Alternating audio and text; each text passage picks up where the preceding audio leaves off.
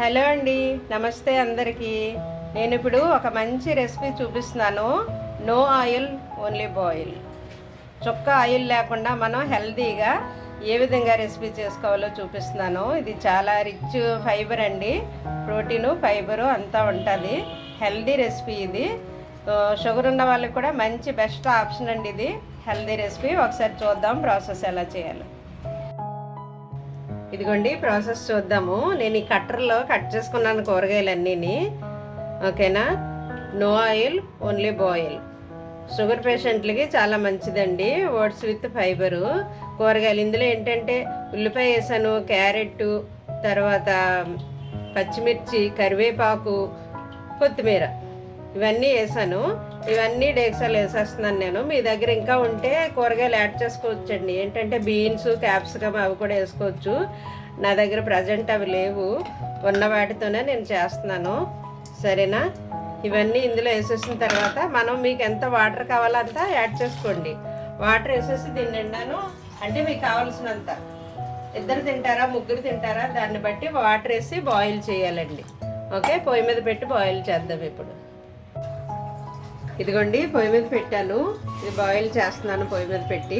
ఇప్పుడు ఈ కూరగాయ ముక్కలకు సరిపడా, రుచికి సరిపడా సాల్ట్ వేసేస్తున్నాను నేను. ఇవి బాగా ఉడకాలండి. కూరగాయలు ఉడికిన తర్వాత ఇందులో ఓట్స్ యాడ్ చేద్దాము. ఇదిగో నేను ఇప్పుడే సాల్ట్ వేసేస్తున్నాను. మీ రుచికి తగ్గట్టు మీరు వేసుకోండి. సరేనా. ఇందులో కొద్దిగా జీరా ధనియా పౌడర్ వేస్తున్నాను. జీరా ధనియా పౌడర్. ఇది కూరగాయలు ఉడికిపోయాక మనం ఓట్స్ వేస్తాం కదా, ఓట్స్ వేసేటప్పుడు నేను కొద్దిగా పెప్పర్ వేస్తాను.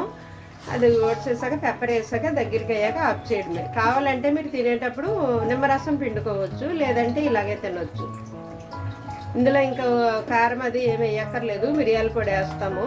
ఆల్రెడీ పచ్చిమిర్చి వేసాము కొద్దిగా చిన్నదే. తర్వాత మిరియాల పొడి ఉంటుంది. ఇంకా అది జీరా ధనియా పౌడర్ ఉంది కదా, ఆ ఫ్లేవర్ ఉంటుంది. కాబట్టి షుగర్ పేషెంట్లకి చాలా మంచిదండి. రిచ్ ఫైబరు, ఎక్కువ ఫైబర్ ఉంటుంది, ఓట్స్ ఉంటుంది. మీరు షుగర్ ఉన్న వాళ్ళు డిన్నర్గా కూడా దీన్ని తినొచ్చు, లేదంటే మార్నింగ్ టిఫిన్లా కూడా తినొచ్చు. ఒక పూట భోజనం మానేసి వెయిట్ తగ్గాలనుకున్న వాళ్ళు కూడా ఇది తినొచ్చు. రైస్ మానేసి వెయిట్ కూడా తగ్గుతారు. రిచ్ ఫైబర్ మనకి. ఓకే. తర్వాత చూద్దాం ఉడికిన తర్వాత.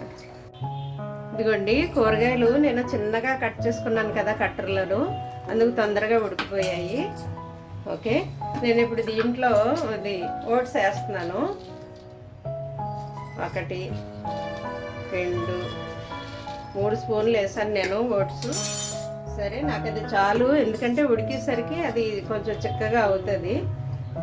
లూజ్గా తాగేలాగా స్పూన్తో కావాలనుకుంటే ఇలా చాలు. మీకు ఇంకా టైట్గా ఉప్మాలా కావాలనుకుంటే ఇంకొంచెం వేసుకోండి. కానీ అలా బాగోదు, లూజ్గా ఉంటేనే బాగుంటుంది. సరే, దీంట్లో ఇప్పుడు మిరియాల పొడి యాడ్ చేస్తున్నాను నేను. కొద్దిగా లిటిల్ బిట్.